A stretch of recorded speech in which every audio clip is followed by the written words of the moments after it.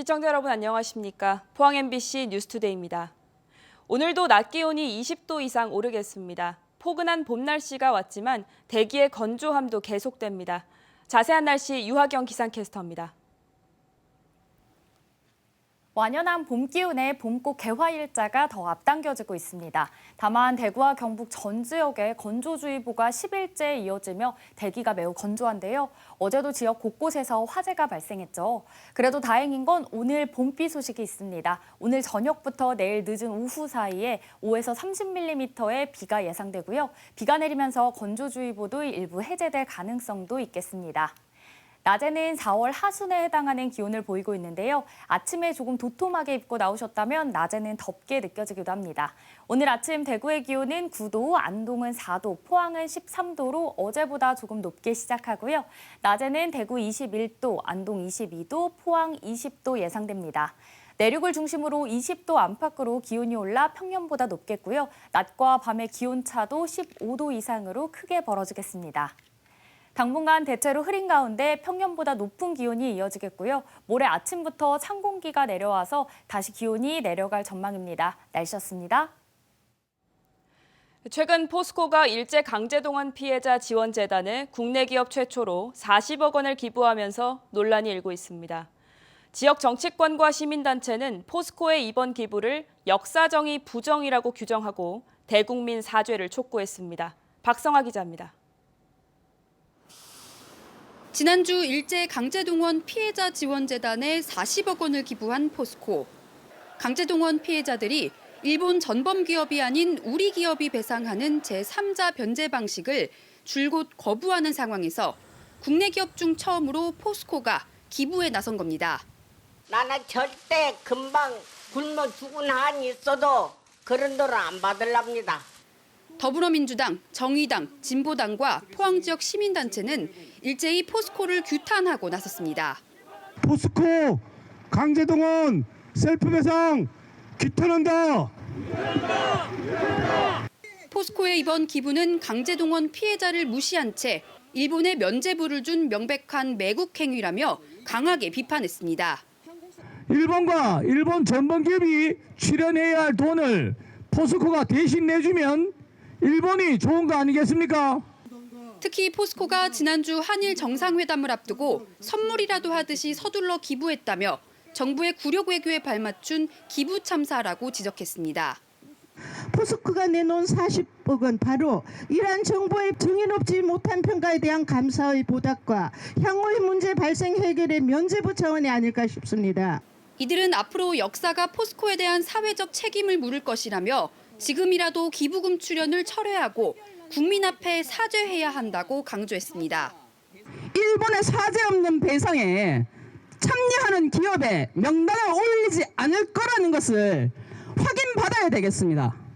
이들은 포스코 측에 면담을 요청했지만 포스코가 이를 거절하면서 입장문을 전달하는 데 그쳤습니다. 한편 1965년 대일 청구권 자금 수혜를 입은 국내 기업 16곳 가운데 포스코를 제외한 나머지 15곳 중 대다수는 기부금 출연 계획이 아직 없는 것으로 알려졌습니다. MBC 뉴스 박성아입니다. 포항시와 포항테크노파크가 지난 2015년부터 역점 사업으로 추진 중인 강소기업 육성 사업이 꾸준한 성과를 내고 있습니다. 지금까지 선정된 포항 지역 92개 강소기업은 지난 8년간 모두 424건의 정부 과제를 수주했고 MS파이프, 원소프트다임, 스트라드 비전 등은 업계를 대표하는 혁신 기업으로 성장하고 있습니다. 포항시는 올해도 10개사 정도의 유망 강소기업을 선정해 지원할 계획입니다. 불공정 이장 선거 논란이 빚어진 원전마을, 경주시 양남면 나아리의 이장 선거가 어제 치러졌습니다. 원전 지원금 사용 등으로 주민들 간의 극심한 갈등을 겪고 있는데 지난해 12월 치러졌던 선거마저 백지화됐다가 석 달 만에 다시 선거가 실시된 겁니다. 장미쁨 기자가 보도합니다. 주민들이 마을 회관에 차려진 투표장으로 속속 모여듭니다. 경주 월성 원전이 자리 잡고 있어서 원전 마을로 알려진 경주시 양남면 나아리에서 이장을 뽑기 위한 투표를 실시했습니다.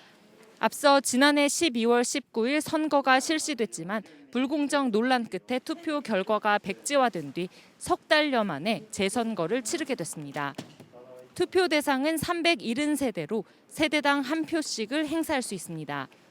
수년 동안 주민들 간의 갈등을 불러온 원전 지원금의 회계 투명성 문제가 이번 선거의 가장 큰 이슈입니다. 지난 2016년부터 이장을 역임하면서 지원금 의혹의 중심에 있는 직전 이장과 의혹 해소를 촉구하며 출마한 주민의 2파전으로 선거가 치러지고 있습니다. 결선 총회를 못하고 있는데 지난번에 했는 것도 아주 부실합니다. 그래서 제가 이장 후보로 등록을 하였고 앞으로 그러한 불투명한 부분을 저는 40여 년간 금융에 종사한 사람으로서 양남면 나아리 마을 주민들이 직접 투표를 통해 이장을 뽑는 것은 이번이 처음입니다. 지난 2020년에는 마을 개발자문위원회의 추천으로 당시 양남면장이 이장을 임명했는데 선임 절차를 두고 논란이 불거진 바 있습니다. 마을 이장의 경우 구체적으로 명문화된 임명과 선거 절차가 없다 보니 이번처럼 재선거를 치르는 등 공정성 시비가 끊이질 않고 있습니다. 한편 이전 이장을 역임한 또 다른 후보는 취재진의 인터뷰를 거절했습니다. MBC 뉴스 장미쁨입니다. 인구 소멸과 지방 소멸 위기를 겪어온 울진군이 원자력 수소 국가산단 유치로 새로운 성장 동력을 가지게 됐습니다. 한울원전과 연계한 수소산업 클러스터가 구축해 7조 원대의 생산 유발 효과를 기대하고 있습니다. 하지만 관련 법 규정 개정과 정부 차원의 수소산업 생태계 구축 등 남은 과제도 많습니다. 김형일 기자의 보도입니다. 울진군 죽변면 일대 원자력 수소 국가산업단지 예정지입니다. 150만 제곱미터 규모의 수소 생산기지가 구축되고 관련 연구시설과 산업 클러스터를 2030년까지 조성할 예정입니다. 불과 1km 거리에 인접한 한울원전의 잉여 전력을 이용해 수소 에너지를 생산할 수 있는 큰 이점이 있습니다. 26년 착공을 목표로 경북도 및 상급기관 협력을 통하여 4월 중 사업 시행자를 선정하고 기업 희망 입주 수요 조사 및 예타 준비 등 후속 조치를 속도감 있게. 울진군은 7조 1천억 원대의 생산 유발 효과와 연인원 2만 4천여 명의 고용 유발 효과를 기대하고 있습니다. 인구 4만 6천여 명에 불과한 울진군에 대규모 국가산업단지가 조성되면서 지역민들의 기대감도 커지고 있습니다. 지역 인구 감소에다 건설 경기도 없는데 이렇게 좋은 국가산업단지가 들어오면서 앞으로 울진군 발전에도 상당한 기여를 하지 않겠나. 하지만 사업 성공을 위해서는 관련 대기업들의 투자 유치가 순조롭게 이루어져야 하고 수소산업 생태계 구축을 위한 정부 차원의 적극적인 관심과 지원이 필요합니다. 특히 원전과 연계해 수소를 생산하기 위해 심도 깊은 연구 개발이 앞으로 더 이루어져야 하고 원전의 잉여 전력을 싼 값에 공급받을 수 있도록 관련 법규의 개정도 과제로 남아 있습니다. 한울 원전과 연계한 수소 국가산업단지가 울진 미래를 책임질 새로운 성장 동력이 될지 관심을 모으고 있습니다. MBC 뉴스 김형일입니다. 경상북도 농업기술원이 다음 달 5일까지 창업을 희망하는 귀농인 35명을 대상으로 귀농 창업 모델 개발 과정 교육을 실시합니다. 귀농 창업 모델 개발 과정은 창업 기초 교육과 전문가 코칭을 통해서 귀농인이 자신만의 창업 아이템 발굴을 할 수 있도록 돕는 귀농 특화 교육 프로그램으로 2016년을 시작으로 지난해까지 귀농인 485명이 교육을 수료해서 132명이 소자본 창업 실행비를 지원받았습니다. 경상북도는 2021년 기준 귀농인이 2,726명으로 전국 1위로 집계됐습니다.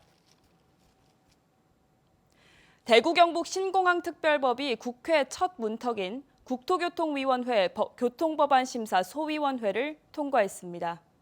국방부와 기재부가 재정 지원 방식을 두고 막판 조율을 벌이는 등 과정은 험난했는데요. 내일 국토교통위 전체 회의와 법제사법위원회를 거쳐서 이르면 이달 안에 국회 본회의에 상정될 거라는 전망이 나옵니다. 보도에 박재형 기자입니다. 국회 국토교통위 교통법안 심사 소위원회가 대구 경북 신고한 특별법 심사를 시작했습니다. 지난달 쟁점 사항에 대한 이견으로 통과를 못해 기대와 걱정이 교차했는데 회의 분위기는 시작부터 좋았습니다. 남은 쟁점 문제도 오늘 집중적인 좀 토론을 통해서 가급적 좀 통과가 되는 방향으로 했으면 좋겠다는 말씀을 드리고요. 소위 위원들은 주호영, 홍준표, 추경호 3개 특별 법안을 1시간 반가량 병합 심사에 통과시켰습니다. 법안에는 기부대 양여 차액의 국비 지원, 신고한 건설 사업에 대한 예비 타당성 조사 면제, 종전부지 개발 사업에 대한 인허가 의제 등 발의안의 핵심 내용이 반영됐습니다. 그간의 법안 소위 통과 과정은 험난했습니다. 지난달 쟁점 사항에 대한 여러 이견으로 심사가 보류된 뒤 지역 정치권 대구시 경상북도가 정부와 야당을 상대로 합의점을 찾기 위해 총력을 다했습니다. 그젯밤 늦게까지 국방부와 기재부가 재정 지원 방식을 두고 맞서기도 했지만 절충안을 찾았습니다. 큰 걸림돌은 없습니다. 부처 간에 이견되는 부분은 전부 다 쟁점 사항들은 제거를 했기 때문에 우리 신공항이 잘 이륙을 해서 잘 연착할 수 있도록 앞으로도 많은 관심과 또 협조를 부탁드리겠습니다. 총 16단계로 진행되는 대구 경북 신고한 특별법은 이제 11, 12단계를 지나고 있습니다. 특별법이 제정되면 12단계인 합의각서를 체결하고 13단계인 신고한 건설과 종전터 개발의 첫 삽을 뜨는 사업 대행자 선정에 돌입합니다. 치열한 논의 끝에 여야정이 쟁점에 합의한 만큼 특별법의 3일 국회 처리 가능성도 커졌습니다. 특히 TK 신고한 특별법 처리는 김기현 국민의힘 대표의 1호 공약입니다. 당 대표가 되면 제일 우선 과제로 설정해서 빨리 통과되고 그래서 대구 경북의 발전을 앞당길 수 있는 좋은 표준으로 만들겠습니다, 여러분. 다만 강주 궁공항 특별법이 다음 달에 상정될 예정이어서 두 특별법을 동시 처리하자는 민주당 측 의견이 나올 수도 있다는 점은 변수입니다. 지역 정치권은 오는 23일 국토교통위원회 전체 회의와 법사위를 거쳐 오는 30일 본회의 통과를 목표로 하고 있습니다. 대구시도 남은 절차가 신속히 진행되도록 긴장의 끈을 놓지 않고 여야 정치권을 상대로 설득에 나설 계획입니다. MBC 뉴스 박재영입니다. 동해안 대표 양식어종인 넙치의 유전 능력을 수정란 단계에서 예측하는 첨단 기법이 개발됐습니다. 국립수산과학원은 넙치의 성장과 질병 저항성 같은 유전 능력을 알기 위해선 1년 넘게 키워야 하는 기존의 기법과 달리 수정란 단계에서 유전 능력을 알 수 있는 첨단 예측 기법을 개발했다고 밝혔습니다. 이번에 개발된 첨단 예측 기법은 기존 선발 6종 기법보다 성장과 질병 저항성 예측도가 각각 17%포인트, 14%포인트가량 높아서 잘 자라고 질병에 잘 견디는 품종을 신속하게 개발할 수 있게 됐습니다. 영양 풍력단지를 둘러싼 환경조사 부실 논란이 끊이지 않고 있습니다. 사업자 측은 발전소 부지의 식생 가치가 높지 않다며 국립생태원이 나서서 조사해달라고 요청했는데요. 오히려 이 조사에서 멸종위기종 1급 붉은 박쥐가 서식하는 게 확인됐습니다. 해당 조사 내용은 6개월이 지나서야 국회의원실 요구로 간신히 공개가 됐는데 환경영향평가서에서 누락된 멸종위기종 1급이 뒤늦게 발견된 건 지난해 사냥에 이어서 두 번째입니다. 이도은 기자입니다. 영양에서 멸종위기 야생생물 1급인 붉은 박쥐가 발견된 건 지난해 9월입니다. 이곳 근처에서 붉은 박쥐가 발견됐습니다. 영양에서 붉은 박쥐가 발견된 건 이번이 처음인데 국내에서는 단 500여 마리만 서식하고 있는 것으로 알려져 있습니다. 발견된 박쥐는 번식이 가능한 성체로 숲에서 휴식을 취하던 중이었습니다. 임도 주변으로 저희가 현장 조사를 하다가 목견으로 즉 눈으로 박쥐가 지금 이파리에 매달려 있는 걸 확인을 했고 붉은 박쥐가 발견된 곳은 최근 영양군 군관리계획위원회를 통과한 풍력발전기 14대 가운데 8번 발전기 근처입니다. 하지만 이런 조사 내용은 6개월이 지난 최근에서야 국회의원실을 통해 간신히 공개됐습니다. 발전단지 인근 주민들이 조사 결과에 대한 정보 공개를 청구했지만 국립생태원이 사업자의 영업비밀 침해 등을 이유로 거절한 겁니다. 그런데 풍력단지 예정부지에서 멸종위기종 1급이 발견된 건 붉은 박쥐가 처음이 아닙니다. 지난해에는 역시 멸종위기종 1급인 사냥의 서식이 확인됐는데 정작 사업자 측이 제출한 환경영향평가서 초안에는 붉은 박쥐나 사냥 관련 내용이 아예 없었습니다. AWP 영양풍력발전단지 전략환경영향평가서에서는 실제 붉은 박쥐 서식 여부가 누락돼 있어요. 그래서 4월로 예정된 그 AWP 영양풍력 공동조사단 현지 조사에서 애초 조사 대상인 사냥뿐만 아니라 붉은 박쥐에 대한 추가 조사가 반드시 이뤄져야 된다고 봅니다. 사냥에 이어 붉은 박쥐까지 발견되자 지난해 국회를 뜨겁게 달군 환경영향평가 부실 논란은 더 커지는 분위기입니다. 사업자가 무려 5년에 걸쳐 진행한 조사에선 단 한 번도 발견되지 않던 붉은 박쥐가 국립생태원의 조사 이틀 만에 발견된 점은 의구심을 더 키우는 대목입니다. 대한민국에는 참 희귀한 건데 이런 것까지 나오는 이 지역에 군인 사업자 이윤을 위해서 한다는 거는 돈 때문에 다 파헤쳐놓으면 나중엔 사람이 못 살죠. 환경부는 지난해 사냥이 발견된 풍력발전기 부지 한 곳을 사업 계획에서 제외하도록 한 바 있는데 이번에 붉은 박쥐 발견 이후 어떤 조치를 취할지 주목됩니다. MBC 뉴스 이돈입니다. 지난해 태풍 흰남노 내습으로 큰 피해가 난 포항 지역 하천에 대한 재해복구 사업이 오는 5월부터 시작됩니다. 포항시와 경북도는 1,716억 원의 재해복구비를 확보했고 주민 건의 사항을 최대한 반영해 포항 냉천, 칠성천, 장기천 등에서 재해복구 공사에 들어갈 계획입니다. 아울러 포항시는 지역 내 소하천 100곳에 412억 원을 투입해서 소하천 재해복구 사업을 함께 진행하고 있습니다. 지난 2월 말에 꾸려진 포항시 공동주택 품질 점검단이 발족 후 처음으로 아파트 시공 상황을 점검했습니다. 공동주택 품질 점검단은 오는 4월 말 입주 예정인 남구 오천읍의 한 아파트를 찾아서 아파트 세대 내 공유 부분 및 부대 시설의 주요 하자와 시공 상황 등을 점검했습니다. 이날 점검에는 건축과 토목, 조경, 소방, 전기 등 8개 분야 11명의 전문가들이 참가했습니다. 신세계 이마트배 전국 고교 야구 대회가 내일부터 다음 달 1일까지 열흘 동안 경주 베이스볼 파크에서 예선전이 열립니다. 이번 대회에는 전국 93개 팀 3,500여 명이 참가하고 예선은 경주에서, 본선은 서울 목동 야구장에서 열립니다. 경주 예선을 통해서 선발된 16개 팀은 다음 달 3일부터 결선 토너먼트를 거쳐서 최종 우승팀을 가리게 됩니다.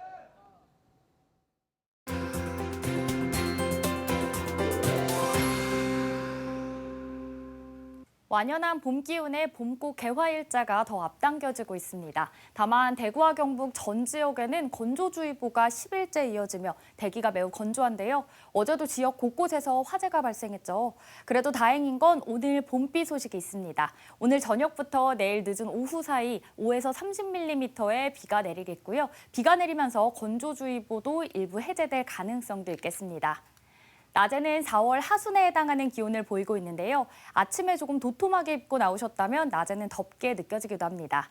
오늘 아침 대구의 기온은 9도로 시작하고요. 안동은 4도, 포항은 13도로 어제보다 높습니다. 낮에는 대구의 기온 21도, 안동 22도, 포항 20도 예상됩니다.